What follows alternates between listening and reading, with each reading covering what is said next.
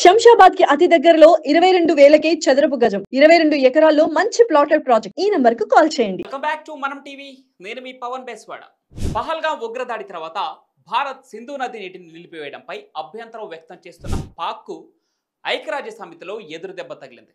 భారత్ అకారణంగా తమకు రావాల్సిన సింధు నది నీటిని నిలిపివేసిందంటూ ఐక్యరాజ్య సమితి సభ్య దేశాలకు చెప్పుకునేందుకు ప్రయత్నించిన పాకిస్తాన్ రాయబారి అసీం ఇఫ్తిఖర్ అహ్మద్ కు భారత్ ధీటుగా బదిలిచ్చింది.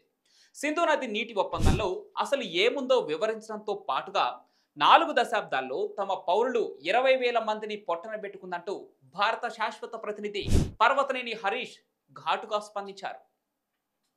ఉగ్రవాదాన్ని పెంచి పోషించే పాకిస్తాన్ ఉగ్రవాదంపై ప్రసంగించడం సిగ్గుచేటని అన్నారు. ఉగ్రవాదులకు పౌరులకు మధ్య ఉన్న తేడా చూపించలేని దేశానికి పౌరుల భద్రతపై చర్చించే హక్కు లేదని హరీష్ స్పష్టం చేశారు.